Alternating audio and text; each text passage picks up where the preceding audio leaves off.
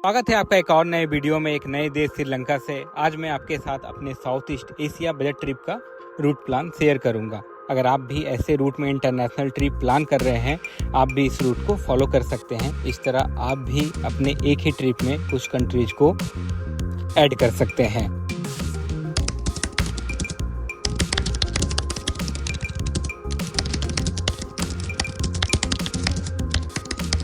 सबसे पहले बात करते हैं साउथ ईस्ट एशिया की। यहाँ पर काफ़ी ज़्यादा कंट्रीज हैं जिनके नाम है Myanmar, Cambodia, Brunei, Timor, Indonesia, Laos, Philippines, Malaysia, Singapore, Thailand और वियतनाम। इस वीडियो में मैं श्रीलंकन एयरलाइंस के साथ मेरी एक्सपीरियंस शेयर करूंगा और मैं साउथ ईस्ट एशिया में कौन सी कंट्रीज जाऊंगा उसको मैप के साथ आपसे शेयर करूंगा। ये ट्रिप शुरू कर रहा हूँ दिल्ली से।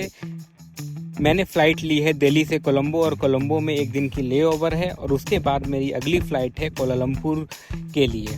कोलंबो में लेओवर के दौरान मैंने काफ़ी कम बजट में कोलंबो सिटी को एक्सप्लोर किया। लगभग 1000 इंडियन रुपीज़ से भी कम में मैं ट्रैवल अकेले कर रहा हूँ। मैं कोलंबो एक स्ट्रेंजर के साथ घूमा। अगर आप वो वीडियो देखना चाहते हैं, लिंक डिस्क्रिप्शन में है।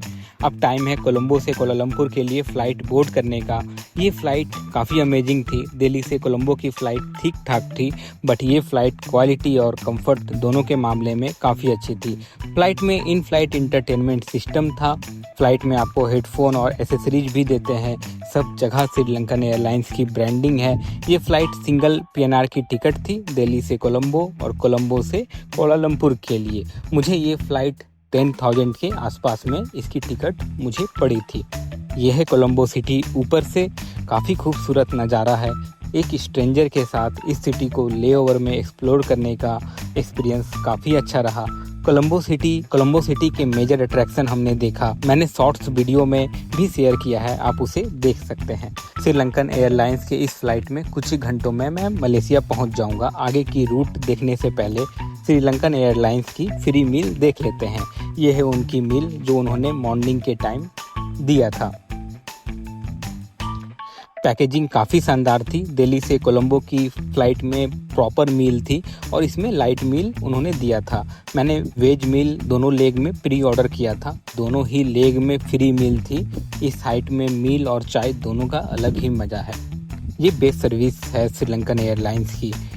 अब मैंने कौन सी रूट प्लान किया है उसके बारे में बताता हूँ। मलेशिया आना एक्चुअली में उतना एक्साइटिंग नहीं है मेरे लिए, क्योंकि 2019 में मैं यहाँ आया था, वो भी अकेले आया था और लगभग 7 डेज की बजट ट्रिप किया था। वो 2019 की पोस्ट आप आज भी पढ़ सकते हैं। एक ग्रुप में मैंने ट्रैवलर की ग्रुप है टूरिस्ट हेल्पलाइन, उसमें डाला था। वो फेसबुक ग्रुप है। वो ट्रिप मैंने 14,000 में किया था अप्रॉक्स, जिसमें एकोमोडेशन, फ़्लाइट, खाना सब इंक्लूड था। तो मेरी मेन जर्नी यहाँ से स्टार्ट होगी। यहाँ से आगे की कंट्री में लैंड बॉर्डर से जाऊँगा और ये भी देखूँगा कि 2019 के बाद से मलेशिया कितना एक्सपेंसिव हुआ। सबसे पहले मैं लैंड बॉर्डर से मलेशिया से थाईलैंड जाऊँगा। थाईलैंड जाने के 2-3 रूट है, मैं सबसे कम वाली ट्राई करूँगा जाने की। थाईलैंड पहुंचने के बाद वहां एक्सप्लोर करूंगा और इसके बाद जो कंट्री है वो बदनाम है अपने करप्शन के लिए। वहां फ़्लाइट से जाना इंडियन के लिए सेफ़ नहीं है, तो मैं लैंड बॉर्डर से जाऊंगा।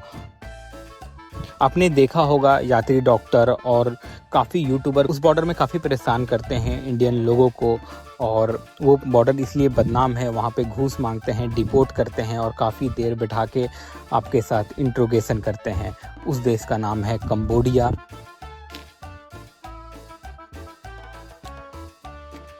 कंबोडिया पहुंचने के बाद कंबोडिया मैं एक्सप्लोर करूंगा और उसके बाद कंबोडिया से लैंड बॉर्डर टच होता है लाओस और वियतनाम का, जो कि आगे की कंट्रीज है।